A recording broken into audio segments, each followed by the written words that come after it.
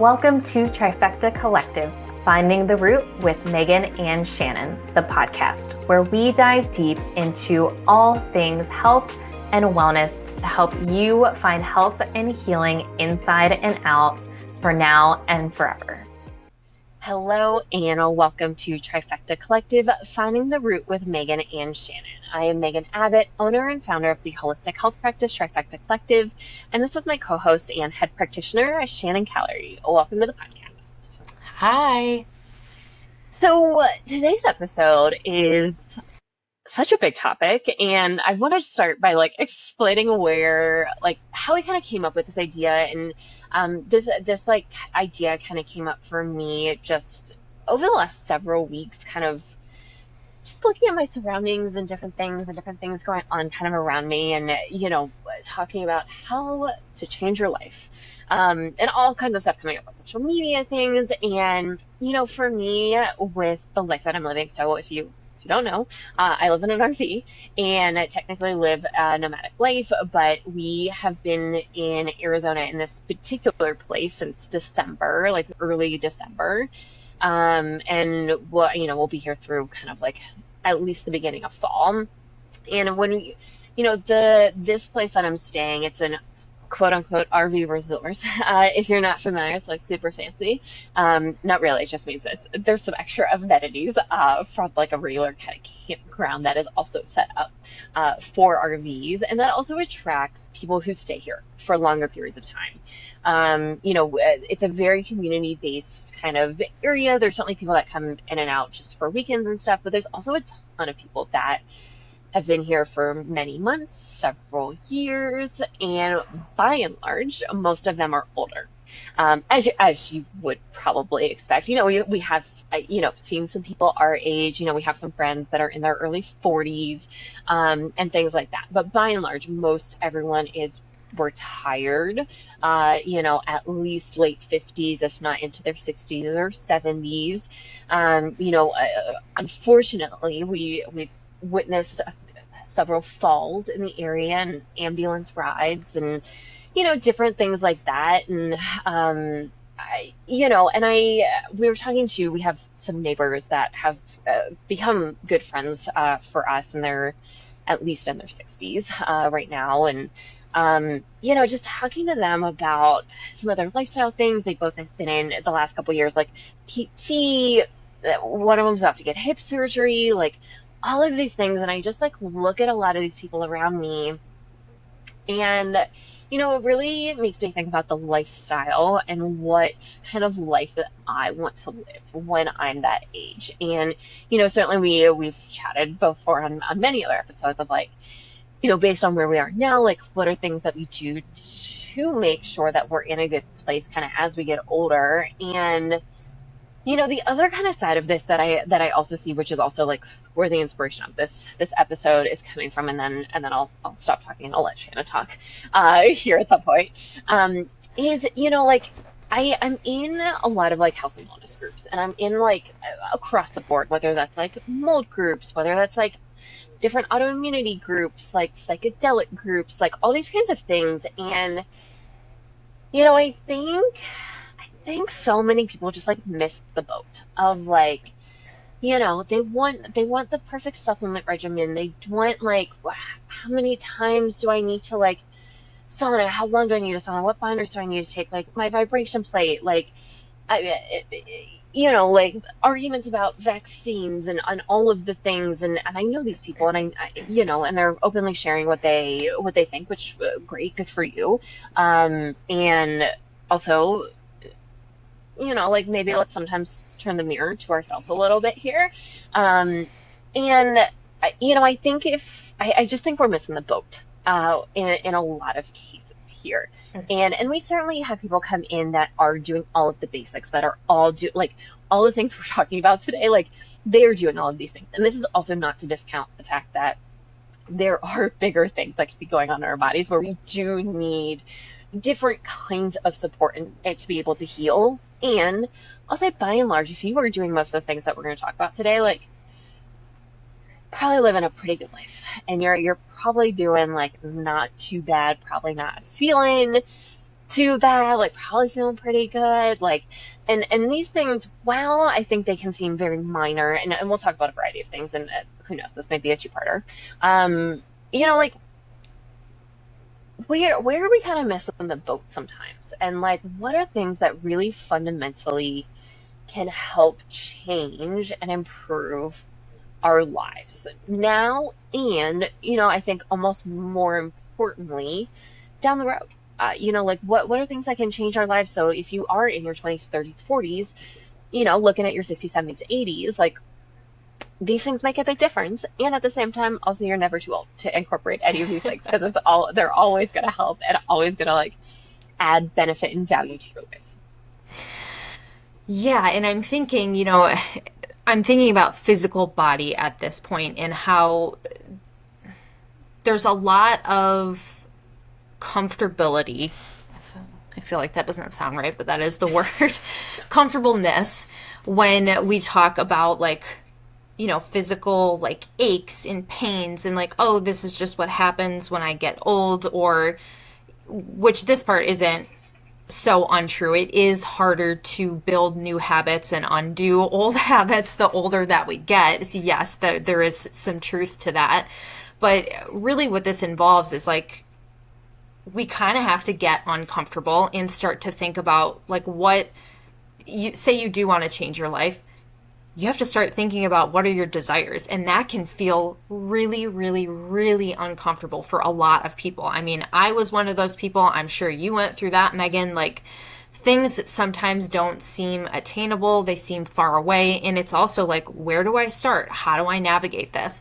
And as a blanket statement, I really feel like when you are doing things that make you feel uncomfortable and push you out of your comfort zone, and this goes for like literally everything. It could be like lifestyle stuff, career, physical movement, food, supplements, literally everything. Like if you are doing something that makes you uncomfortable, you know that there is going to be growth there and that you are stepping in the right direction of changing your life for the better. But depending on if you know what the better is.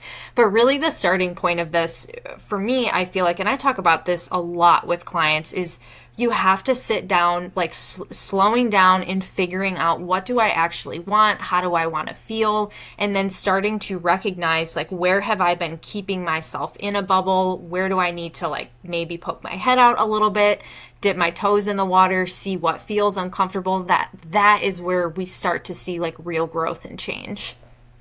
Yeah, and we also have to recognize, like change can be hard. And sometimes it's not as hard as we might think it is gonna be. And sometimes we can overcomplicate some things. Thinking like, oh my God, it's gonna be so hard. I was very fortunate. If you didn't see my stories, this was by the time this comes out, this will be a few weeks now. But I did an in-person energy session with one of my mentors, the woman who introduced me to energy healing. And certain things have always felt really far away from me. And I'm like, and I'm like, I'm a super patient person. Like, I'm just like, I'm baby stepping, like I'm getting there. And, we had this conversation of like, do you think some of these things, and things that I think, I'm not going to necessarily share all of my hopes and dreams on this podcast. And, like writing a book has always like been kind of just in the back of my mind of like thinking that like that feels like that might happen one day, or that like that feels good that it might happen one day. And this like thought of like, I'm 35, like who am I to write a book about my life? And who's gonna care? Who's gonna want to read it? How do you even get that published? How do you even start writing? Like, all of these things. I'm like, oh my God, that's so far away. And she was like, why? Why does that have to be so far away? And I go, I don't know. It just It's so it feels true, like yeah. such a big thing. But she's like, well, why don't you just like start by writing some ideas of like what you might want to talk about? And I go, yeah, I could do that. Like, I could do that like right now. Like, it doesn't need to be like a 10 years from now kind of thing.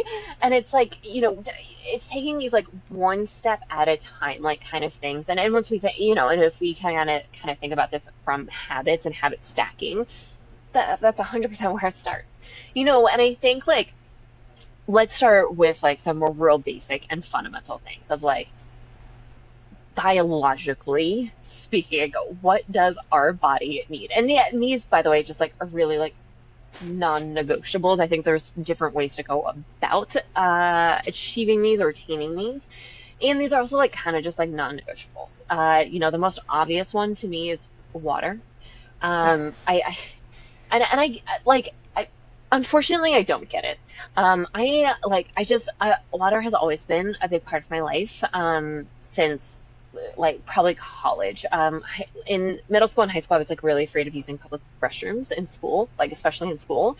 So I wouldn't drink anything during the day, just because I was like afraid to go into the public bathrooms at school and like pee. So I was not the greatest water drinker at that point in time, but ever since then, I mean, I like the taste of water. I don't need a flavor in it. I was I was just talking to our VA Andy. I was like, oh, we were talking about like electrolyte flavors, and I go, no flavor. No, don't give me anything. I don't want anything in it. I just want the electrolyte piece. Like I just want that in my plain, boring room temperature water that tastes so good to me. And I know that is not the case for everyone, and that can also be a learned skill. So, just like getting enough water. We have to have water to survive. You can only last, I think it's like 3 days without water. Like you have to have it. And if you are not drinking enough water, and let's say like let's go with the an old school kind of what I feel like what they used to say, like 8 ounces, eight what is it? 8 ounce glasses of water a day. So like 64 ounces. Does some people need more than that? For sure. Is that a good starting point?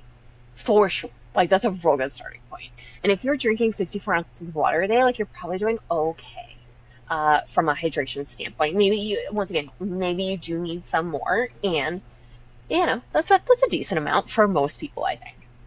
Yeah, that is definitely a decent amount. We see plenty of people who are coming in only drinking like 20 ounces of water, or sometimes even less than that, and just drinking other things. And yeah, that is a problem. Hydration is a very, very basic foundational piece that we need for, so many things in the body. We did a whole episode about like minerals and hydration, and if you want more details on that, I highly recommend going back and listening to that. But I would say from a foundational piece, yes, water, food intake, and this is also like I will say a stepping stone for some people, because yes, it is important to make sure we're eating and eating enough food, and then we kind of get into what is the quality of the food that we're eating, because if we're leaning more towards like lots of processed and packaged products, processed meats, naturally those things aren't the best for our body, and it is going to affect us. It's going to affect the way our body functions, digestion, and it's even going to affect our mental health as well when it comes to maybe all the sugars that we're eating and how it's affecting our blood sugar and our mood. So yeah, there is a certain point when it comes to nutrition as well, where we do want to start to be towards the paying attention to what we're actually eating, making sure we're getting enough nutrient dense foods in, because that does play a role as well. Yeah, and we know, once again, there's no arguing a few of these things. Like protein and fat are essential nutrients that we have to have. Once again, these are non-negotiables. Like even if you like watch some of these like outdoors, I don't watch them.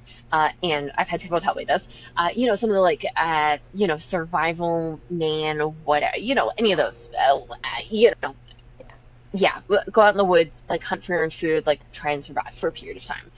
If you have only lean meats and not enough fat, you'll die. Like we have to have proteins and fats. And I'll tell you, most people, I'd say get enough fat.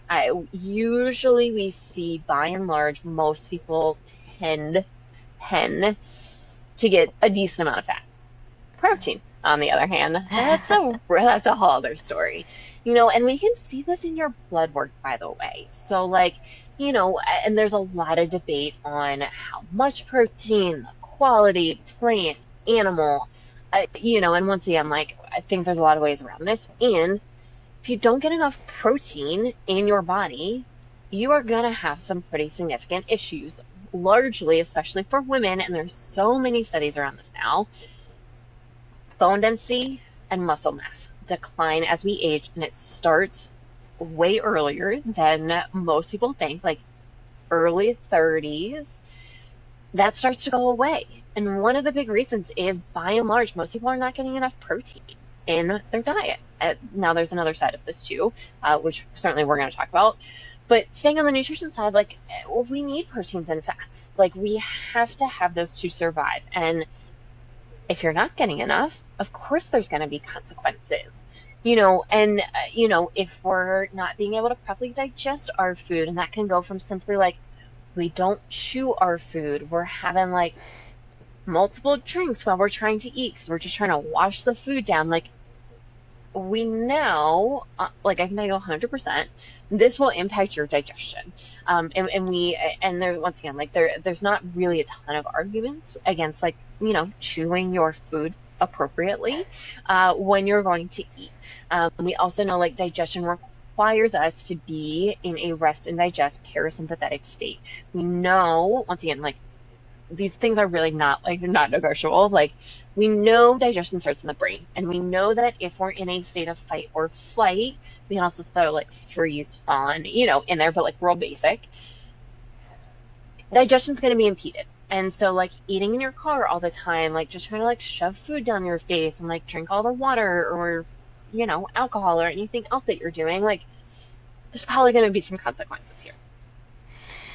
Yeah, and these are, for the most part, pretty simple shifts that we can start to make without even like, because I know the food and nutrition thing can be extremely overwhelming with like all these different sources of information out there, but really just like taking this and starting with, okay, I'm not going to rush when I eat anymore if time allows. Like, I'm going to make it a priority to sit down and take a second, take a couple deep breaths, check in with myself, and just see how it affects me.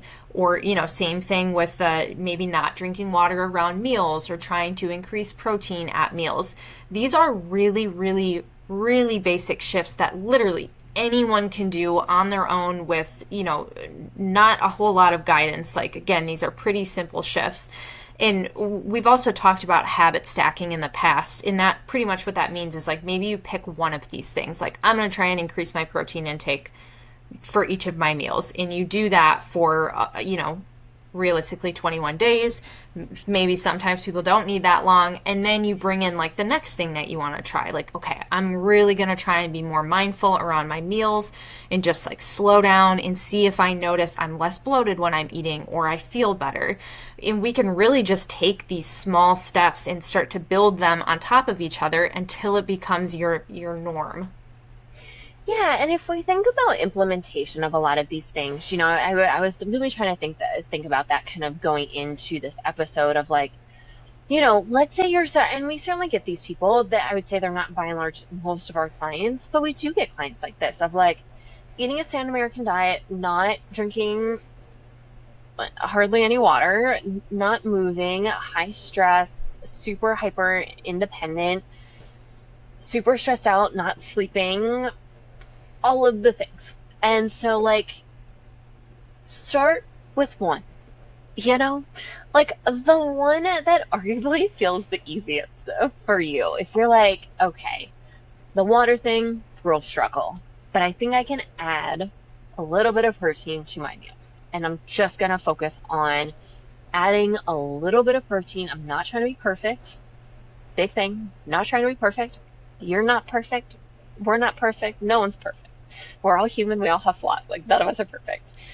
So I'm going to focus on this for the next month. Like, for the next 30 days, the whole month of, I think this is still coming out in May, May or June. Like, this is all I'm going to focus on. I'm going to not change. I'm not going to remove. I'm not going to do anything else. I'm just going to focus on having a little bit more protein at every single one of my meals. Now, if you did that every month out of the year, that's 12 new habits that you could add in without putting a ton of pressure on yourself. Some are going to be easier, some are going to be harder. And you get a whole month where you're just focusing on that. And then, like, add on one more thing. All right, I drink 8 ounces of water a day. Yes, that is real. We have heard that before. And I'm going to focus on getting 16 ounces of water a day. Just like I'm just going to focus on one extra glass of water. Maybe you take out a soda, maybe you're not drinking anything. Maybe you swap it for a cup of tea or a cup of coffee, like whatever it is. Like within 12 months, and I know this seems like really slow and being like, oh my gosh, like this is going to take forever. Well, like what's a whole year to be able to drink 64 to 80 ounces of water a day? Fundamentally, you need that.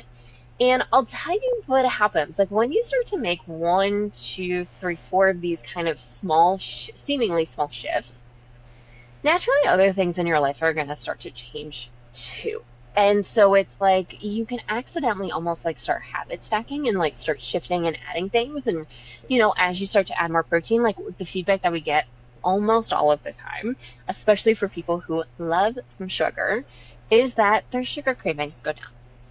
And it's we do not, we're not taking away, we're not saying like no sugar, no none of this, like we're not doing any of that. All we're saying is, hey, let's just focus on protein intake. We're just going to focus on adding a little bit more protein to every single one of your meals, and there's going to be natural consequences because you're actually getting things that your body needs. In which case, sometimes other things start to drop off, like. Maybe the soda that you drink every day, like maybe it starts to taste a little extra sweet and almost maybe like too sweet. So you go from like one a day to like one every other day. Because you don't feel like it feels like almost maybe like too much. Or you start to like make the connections of like, oh, when I drink my 16 ounces of water versus my 8 ounces of water, like I feel a little bit clearer. Like I can think a little bit clearer, or my back pain doesn't feel quite as intense. Like, or my skin is starting to look better, and I've always wanted better skin. Like when you start to make these connections, they start to snowball and become easier, especially at the beginning with some of these, I would say, more fundamental baseline kind of shifts. Yeah, and so many things to that. So with the protein thing, yes, the sugar cravings go down. I often hear too, like mood feels better, energy feels better throughout the day, and that's such a big one. And naturally, like if you are feeling a more stable mood and you have more energy, you're probably going to start to seek out other things. Maybe you're going to add some more like physical movement into your routine because it actually feels good now. And this is exactly what Megan is explaining. Like these things start to stack on top of each other. I'm even thinking about what you said about the skincare. Like, yes, when we drink water, especially if you're someone who's like chronically dehydrated, you will start to notice shifts in your skin. And after that, you might be like, oh, I think I'm going to invest in, maybe some nicer skincare, some non-toxic stuff. And the habits just start to form naturally. And that really is the best way to do it because you're riding off of that, like, almost high of like starting to feel good, something that you may not have experienced before. And once you're there, you don't really want to let it go. I mean, a really simple example, like there's days I'm in the process of moving right now, having a hard time getting all my water in. If I miss one day of not getting all my water in of what my body is like normally used to, I can immediately feel it. I feel it all over. My skin looks dry. My body doesn't feel as good. So it's like once you're in the habit of these things, you will notice instantly when something drops off and you don't really want to go backwards. So these things really can help change your life like for the better. And the other part I want to add to this is I think it's super common in our society to move quickly and to want fast results. And I understand that that can be a block for people sometimes, especially when it comes to, I'm just going to say weight loss because that's probably the biggest thing that comes to mind. And this is where we see a lot of diets getting thrown in the mix, like the keto diet or the low carb diet or whatever it may be. People wholeheartedly jump into that with good intentions. Maybe you do lose weight very quickly within the first month, but then as soon as you want to go back to eating normally, your body gains all the weight back. This is like a perfect example of why it's actually better and more beneficial to take things slow long term and start with really small changes, because again, naturally things are going to build through the small changes. But I just feel like that's something that's really tough in the world that we live in, because we want it quick, fast, and now.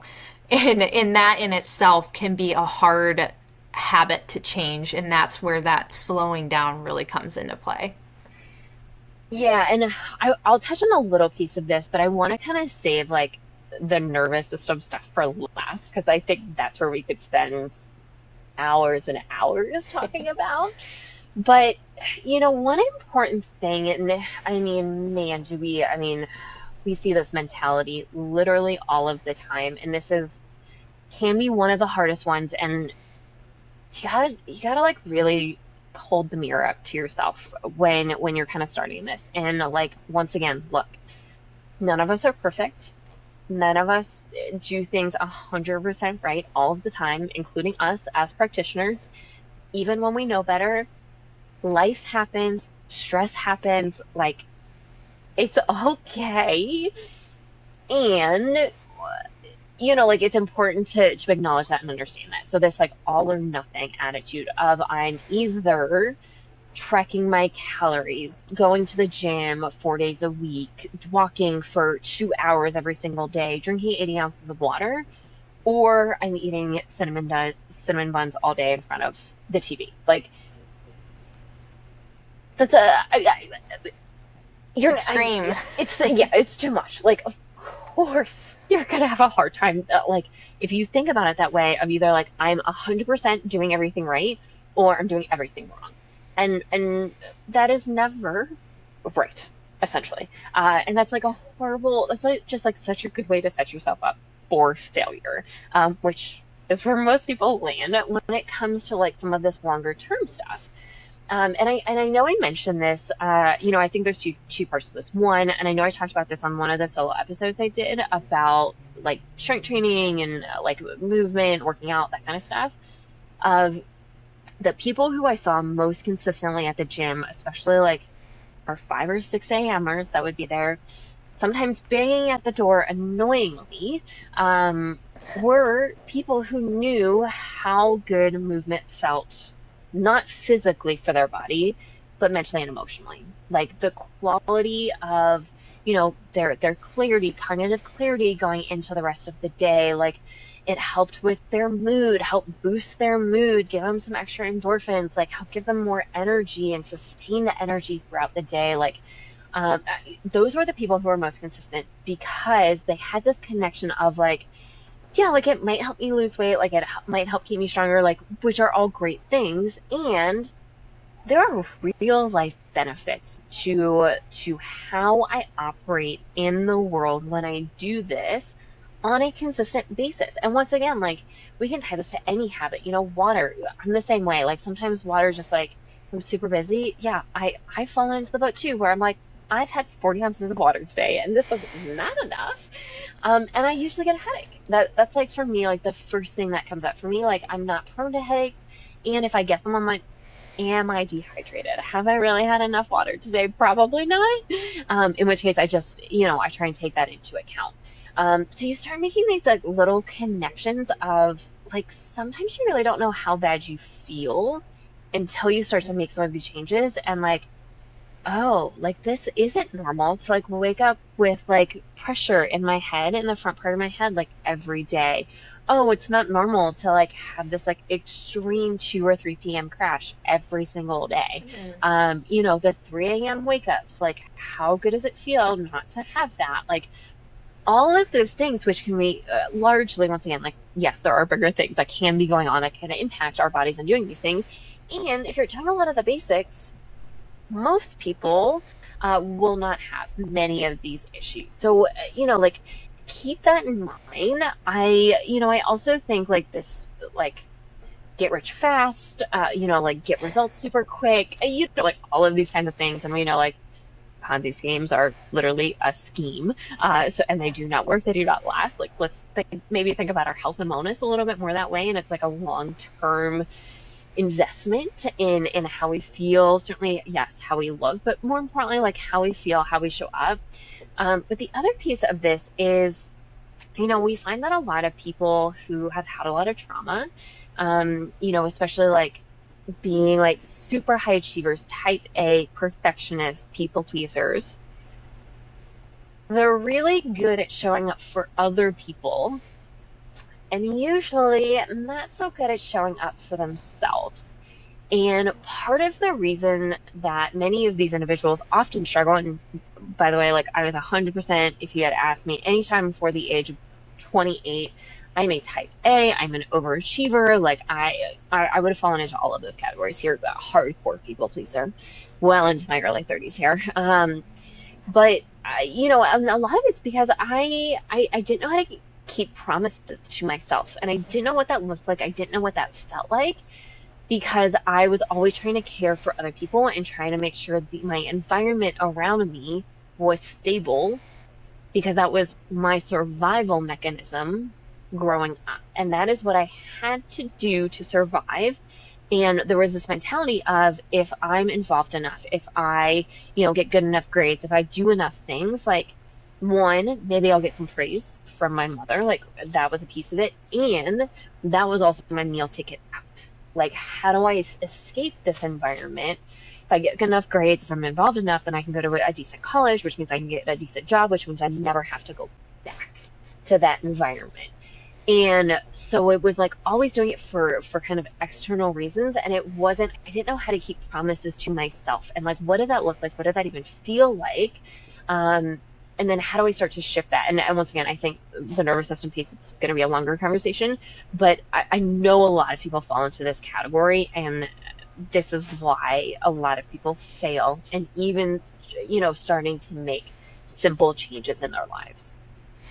Yeah, and different circumstances, but I also fell into that same category of like the people pleasing and just like lots of control, type A personality, perfectionism, wanting everything to be perfect in order to get that external validation because I just didn't know how to give it to myself. And this is, I mean, yeah, this is a really, really difficult thing to work through, but small steps with this. And that really the biggest thing that's coming up for me is like setting boundaries, learning how to set boundaries, read books about it, find a therapist if that's something that you're interested in to start to work through some of the stuff that's coming up for you. But like learning how to say no and actually do something for yourself.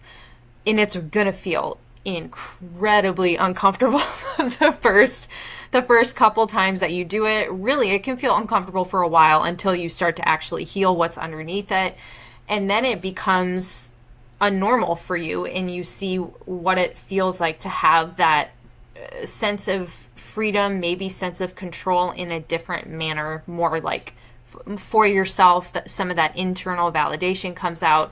And when you get to that point, I would say that's when you're really going to be able to start to see and make bigger changes when you finally get connected to yourself in that manner. Yeah, and once again, I talk a lot about this with, in the trauma work that I do, especially in my microdosing group. Like we talk about this a lot. I feel like the last couple months in particular, this is like a big conversation that we've been talking about. It's just like, how do we start to trust ourselves again? And how do we start to make that connection? And starting small with, once again, like if you're drinking 8 ounces of water a day, like doing 16 ounces and consistently, once again, not perfect, but let's say 90% of this, 80, 90% of the time you are drinking 16 ounces a day. And once again, I know some of you will be like, that's an absurd kind of thing. Walk with me here, and you can apply this to any different parts of your life of like just making that little shift. Like, how does it feel at the end of the month when you have done this? Let's say 20 out of 30 days out of the month. Like, how does that feel for you? And like we're reflecting upon that of like, okay, I did actually make the change. Like I was able to keep it up and be able to do that. And maybe here are some of the things that I noticed or I felt. And just like I promise you, when you do this like a couple times consistently, like there's a deeper sense of connection that you start to get, and you start to be able to understand this piece and potentially how much it's really impacted your entire life doing, all of these things for other people, trying to stay busy, like all of that kind of stuff. And it's like, okay, but what do you feel? Like, how do you view yourself? And once again, I want to talk about one other piece before we like dive super deep into the Go nervous ahead. system regulation piece. So I'm gonna like pause on that for just a Yeah. second. The last like I'd say like big fundamental piece before the nervous system regulation side of things is movement. Mm. We were not meant to sit in a chair, to lay on a couch, to lay in a bed 24 hours a day, 7 days a week. Like, we really just like, we're not designed to do that.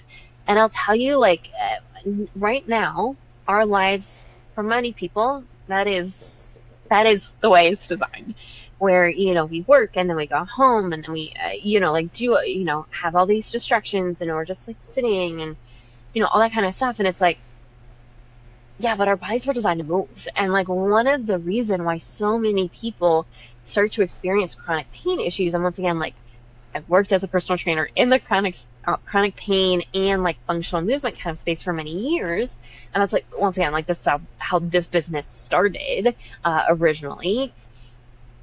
Like we were designed to move, and like just having improper movement patterns and or not moving at all, like of course our body's gonna start to lock up. Of course we're gonna start to feel pain. Like and we can get away with it, you know, kind of sometimes as a teen, although, if you look at a lot of teenagers nowadays, they're real forward. They got the forward head, like my neck hurts just like looking at most of them. And at some point it's gonna catch up to you. And it's like this is where a lot of like the aches and pains as we get older, recovery time does need to go up as we age, just like by the way. Like, you're not gonna be able to get away with like doing marathons for most people, like marathons back to back, like in your 40s or 50s. Like, even for me now, I was just talking to my partner and he's like, I would love to do like a half Ironman. And I go, absolutely not. No, thank you. Never. I love my body. I love how my body moves. And I never desire to put my body through that kind of stress ever at any point in time in my entire life. Like, absolutely not. No, thank you. And there's the male ego thing kind of going on in there too. Just like throw that out there among other things. But like I just want my body to feel good. Like I just want it to be able to move. I want it to feel good. I want it, in my 80s, I want to be able to like go to the bathroom by myself, be able to sit Mm-hmm. on a toilet and stand up. I want to be able to sit in a chair and stand up, ideally by myself. I want to be able to like reach something from up above in a cabinet without like, having like T-Rex arms because my shoulders don't work anymore. And, I don't want to like turn and, grab an animal or whatever it is and, throw out my back. Because I'm not used to twisting anymore because I haven't twisted in 20 years. So there's really like fundamental things that, for me, like I think about just because I've worked with people, I've seen people in their 80s in great shape be able to do like all of the things. I've also seen people in their 40s be able to do nothing. And just like they're locked up, their whole body's in pain all of the time. And once again, I get it. I was in a car accident. I've actually been in two car accidents. I get it. I spent years in physical therapy, very little change, years in with a pain and spine and pain specialist, very little improvement. I get it. Movement in our body is important, and that can look like just walking. Certainly, Yeah.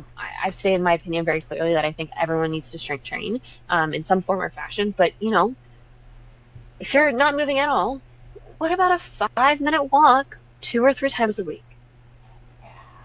You Yep. know? Yeah, walking is such a great place to start. There's literally no negative benefits to walking. It's such like a gentle form of movement. It's a great way to get outside because then we have like the nature aspect as well, which is also really important. Like we're not meant to be just inside beings all the time. We need sunlight, we need fresh air, and walking is a way to kind of get both of those things in at one time, which can be really, really helpful. And I think there's, the movement thing it's such a spectrum because yes, like clearly we believe that strength training is probably one of the best things that you can do for your physical and mental health to a certain point. But I mean, anything, any movement that you can get in. Like literally, I have, which I have not been using very often, as I'm about to say this, I have a stand up desk. That's a really great option just to get yourself like up and out of the chair during the day. Taking a walk midday, and this is where, like, if you have a dog or something, can be really useful because you can go take the dog outside for a walk and then you're both going to get the benefit from it. Or even venturing into other things like, we don't love group workout classes, not all of them, some of them, but like joining a yoga studio, for example. When I first moved and didn't know anyone, that was one of the things I did, not only to get some movement in, but just to like get myself out and around people. So there's just multiple different benefits to trying to get some other form of movement in. Yeah. And once again, like, where are you now? If you're not doing anything, don't go from like zero to, 5 days a week in the gym. Like, absolutely not. Do not do that. You're out will absolutely fail at some point, and you'll take it very personally and very hard, probably. So, like, don't do that. Like, once again, start really small. Like, maybe for the first month, you take like two 5 to 10 minute walks a week, and that's what you got to start with. If you get an extra one in, amazing. That is a bonus. If you get some stretching in, if you go take a yoga class, amazing. And no pressure to start. The whole goal for that first month, like 5 to 10 minute walk twice a week. And that is it. And yes, I promise you it will make a difference. It's not the end goal, but that's okay. Baby step it, walk on the stepping stones versus like leaping into the pond and face planting into the water and, hurting yourself potentially with movement. I've seen it before. So, but, really simply. And the other thing here too is almost everything we've talked about so far is free. So it's not like, I think some people get too caught up in like, okay, well, I have to like my vibration plate, my, all of these accessories, and I have to get all of these things. Like, no. Uh, yes, some of them I think are beneficial, can be very helpful. And I also think people get way too caught up in it. And if you focus really on the fundamentals, which really don't cost that much, and the whole like, oh, healthy food is so expensive. You know what's expensive? Processed healthy food is sometimes more expensive than the unhealthier versions. And I'll tell you, like, you know, chicken thighs, chicken breasts, like ground beef, like even frozen veggies, or just like going to a farmer's market, like, is really not that expensive. It can take some extra time, which I know is a thing for many people, and really doesn't have to cost that much money to be able to do so many of the basic things that, once again, like, these really do and can change your life. Not only now, but really if we think long term. Like, what is chronically being dehydrated really doing for your body for like, 30, 40, 50 years? Like, yeah, probably going to be real tough. Probably going to have to get on some meds, if I'm going to guess. And those meds all have side effects. And then you have to take more meds for those side effects. And that's a whole thing too. So these are all just like things to kind of think about. And once again, like, sorry, it is super windy here. I'm not sure if you just heard that, but yeah, it's just like there's so many free or inexpensive things that really do make such a big difference. And just there's so much we can do for free that is really not, these things don't have to be crazy expensive. Like, getting outside for a walk, like, totally free. You don't need a gym membership. You don't need anything like that. Focusing on mostly whole foods, like, that is actually largely going to be more inexpensive than expensive. So really just kind of think about these things. And I think sometimes shifting this mentality of like, oh, it's so expensive to be healthy and, be into all of these things, when in reality, it's really not. And long term, it can be much more inexpensive if we think about doctor's visits and insurance costs and prescription costs and all of these things too. That not saying they can prevent all of them and can help prevent a lot of these things. Yeah, we see this is a lot of these are the basics, what we start with when we're actually taking a client in and working on building these new habits. And you would be surprised, especially someone who is moving from a standard American diet, which pretty much just means like not enough water, lots of processed and packaged foods, how quickly they see shifts from just doing these things, like not even adding in supplements yet, not really honing in on a ton of the nervous system work yet. We can see a lot from just food and water. In leading into the nervous system piece, a lot of this has to do with actually, sitting down and focusing on how do I desire to feel? How do I want to feel after at the end of the day, when the day is said and done? Like, do I want to feel wired and stressed out and anxious and like I have no energy, or do I want to feel like comfortable in my body, balanced, relaxed? And when we start to focus on some of those things and make the really small shifts, that is what we want to pay attention to along the way, is how are you feeling as you're making these shifts. Yes, there are going to be days where it feels tough or uncomfortable, even with some of the food stuff, but ultimately if you can do this for make food changes for a week, focus on more protein, I encourage you to try that for an entire week and then reflect at the end of that week and say, hey, what did I notice? Like, did I feel more energized throughout the day? Did I feel more mental clarity, less energy dips? And if that is the case, like, that's going to make you want to keep going naturally. Yeah, settled here. I'll have them put either both hands over their heart or one hand on the heart, one hand on the belly. And, just ask them to like, what do you feel? And I ask a couple questions, like kind of open-ended questions. And then I always ask the question, do you feel safe in your body? And alarmingly, well, it's not so alarming to me anymore, but the answer is no. And like that's a really big deal. Like the fact that most of us, and obviously I do know like the people that we work with are interested in health and wellness, are coming from a place where they're probably chronically ill and dealing with some chronic symptoms here, but you know, you don't feel safe in your body. And I mean, if you don't feel safe in your body, are you really going to feel great most of the time? No, I mean, it's just be really hard.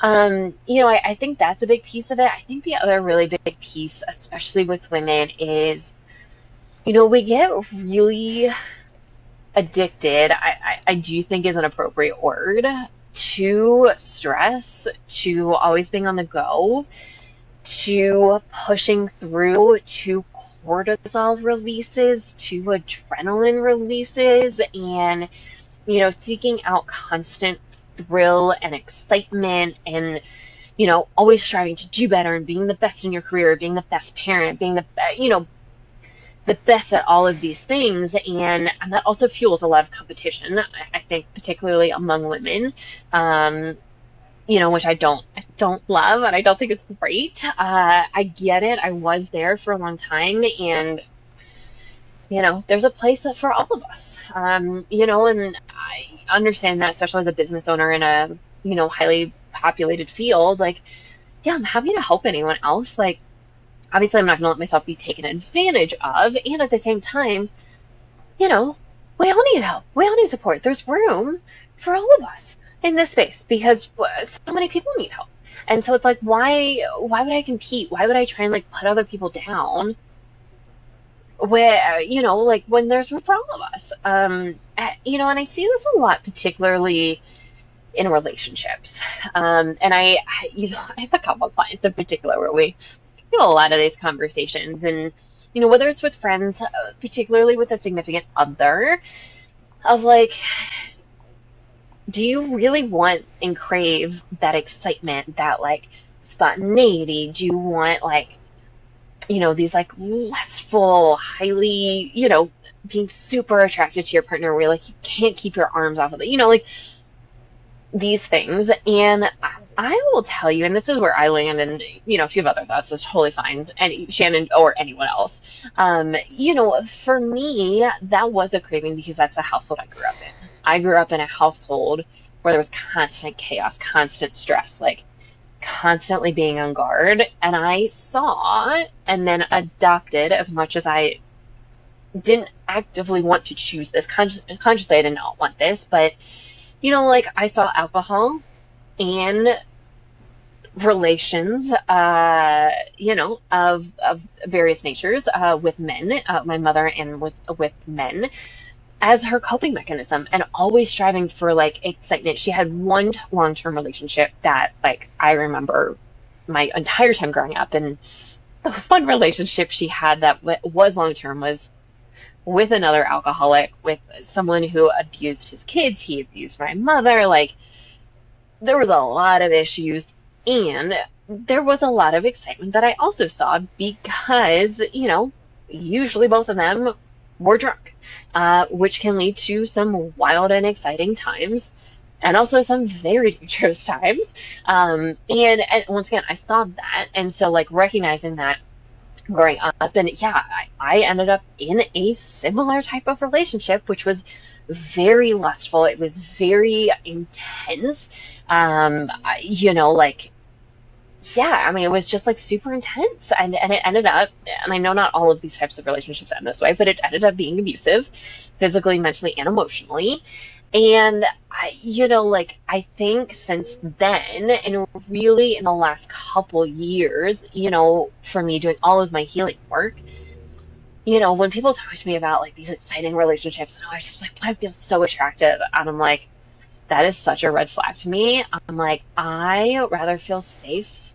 I rather like this person that I'm calling my significant other just like feel like peace, feel like home, feel like comfort, just like allowing me to like take a big deep breath and just like almost like melt within myself, like within the other person. And I don't crave that like exciting, dangerous, whatever side. And yes, I also did get a lot of that out between my teens and my 20s, which I think does go a long way. And just once again, like the level of healing work that I've done, like that would be like a non-starter for me in any type of relationship, friendship, significant other, or otherwise. Yeah, in this piece too, talking about like partners and relationships, this really does tie into the nervous system portion because when in particular we're trying to heal our own body and feel safe, just like Megan was saying, she had been in a couple different relationships that maybe weren't so healthy. So have I. When you start to heal yourself is when you start to recognize, like, oh, maybe there's not going to be a whole lot of room for growth unless the other person is on the same page and willing to grow with you. And that can get really, really, really hard. We see this with a lot of our clients who are maybe, 50s, 60s. We've seen it a handful of times where they're just starting this journey of like trying to get comfortable in their own body, heal their past traumas, become safe in their body. And sometimes it can be really difficult to do that if the person that you're with is not on the same page. And oftentimes, things happen. Sometimes people do have to go their separate ways. If you are truly dedicated to becoming safe in your body and completely changing your life and the other person is not, there's gonna be it's going to come to a head at some point. And these are the things that can get like really difficult and uncomfortable. And, hopefully that's not the case for most people. And there are tools that we can use. Like if the other person does desire to heal some of their own stuff and learn how to feel safe in their own body, then yeah, navigating that together, that's a great thing because then you have someone to reflect with and talk about all these things that are coming up, maybe stuff that happened in your childhood, and you are creating a completely new safe space for the both of you. That doesn't happen for everyone, but that is best case scenario. And it doesn't even have to be a physical partner. This can be, sometimes like a mom or a dad or a sibling or friends. It really doesn't matter, but usually at some point you will come across certain people in your life that maybe are triggering in a certain way, and this Yeah, also and goes back I think to it's important to holding understand that this mirror progression and because I looking think at this progression yourself, can be a because little bit harder sometimes to it's not always the understand other person's surface level when you first faults, start. or we can't put You know, we blame usually on them recommend because starting with it's the like way that we one respond to that 10 we need to minutes heal. of So the nervous system something. piece is just like Meditation, massive when it journaling, comes somatic work, to breath truly work, like wanting to change your life. And anything. again, Like literally sitting anything. down, And the figuring whole goal of figuring this out, is to starting to think help about you like what have I start feeling desired for more so long present. that maybe I don't feel When like is we are attainable. present with Start ourselves, to with think our about it bodies, with and our think about the feeling environments, that comes with it. it's And then pretty these are really hard where we can start to to be think of super small anxious or actionable steps to depressed kind of or go a lot of along these mental health and struggles. Like reach it's that very desire. challenging. Not saying it's impossible, because yes, I do think it is possible under certain circumstances. And for really being present with our current situation in our lives and with ourselves, most importantly, we can start to become just more aware. And this, once again, like this can be really subtle and this can take some time. So like really be patient with this side of things. But like, for me now, like I certainly do like meditation work. Like I spend these times, alone. I'll, go sit outside. I'll go just like look around and be present and all that kind of stuff. And what inevitably happens, especially when I'm making shifts in whatever area of my life that I'm working on, let's take relationships here. I'm almost a year into a relationship with my current partner. There's a lot going on with us, with his cancer diagnosis and treatment and, all that kind of stuff. And, having a home and, all of these things, our original plans were real thrown out the window. And we don't really have a super strong game plan. And we've also talked about that. And we're both really okay with that. And actually, we do well, kind of like last minute, intuition, what are we kind of talking about? But, just having this awareness and taking the time when even I feel just a little off or like stuck or weird. Like I don't necessarily have like all the words to say like how, but you'll know what I'm talking about when you get there. Uh, and things will just start like coming up. And what I mean by that is like thoughts of like, if my partner have like, and I have like a big conversation, like potentially about our relationship, which I think is very normal and very healthy, my brain still, I call it my trauma brain. I got trauma brain and like logic brain, and then intuition. In my body. The body thing is the most important. But being able to recognize of like, anytime we bring up something like, hey, we want to work on this in our relationship, whether that's individually or separately, my brain likes to run the program of he is leaving you, it is done, the relationship is over, start preparing. And I can catch that sooner now. And I'm very aware that my trauma brain is going to, subconsciously like to start running that as soon as we start having these conversations. But now, instead of like being thrown into a spiral of like being super sad, being super depressed, because this is what my brain is thinking and I can't separate myself from it. And this is like, I get so involved and so embodied with this, which this can happen with all kinds of patterns, by the way. I recognize, hey, trauma brain, anytime there was conflict, an argument, something to improve upon, it meant chaos and suffering and abandonment. And that is the program that my brain is running on default. And I've also done enough work at this point where I catch that really quick and I say, hey, I acknowledge this is the program that you've been running our whole life. Thank you for trying to protect me, ego. I appreciate it. We are not here anymore. And this is what this conversation actually means. And then I can ground into my body and I can feel that I still feel safe, that I still feel loved, that I still feel very nurtured and cared for, and that this is really just my default programming, in which case I can come out of this sooner and faster and I don't get stuck, I don't get bogged down. Like and I'm able to actually make more progress and make more shifts. And like, how do I want my life to look like? How do I want my individual life to look like? What do I want our life to look like together? What is the foundation of our relationship? Which if you've never had that conversation, super great to have that conversation, and might be a real big and tough conversation too. But with the right person, we focus on growth. Like, how do we continue to grow? How do we continue to evolve? How do we continue to heal? How do we continue to feel safer in our own bodies with each other? Like, how do we like continue to build a life that we really want and enjoy? And I don't get stuck in this. He's leaving. It's done. Panic mode. Prepare. Survive. Like, and so I don't land up in that kind of stuck fight, flight, freeze, fawn way, and I get usually stuck in all of them, except fight. I don't typically just leave, is my MO, kind of default programming. And so like, this is where, once again, like, we all started with just like 5 minutes a day of something, and this is how it can grow and progress. Yeah, and I feel like that's a true sign to know that you have healed and you've actually done something to change your nervous system, when you start to recognize, like, be able to separate the trauma brain, the logic brain.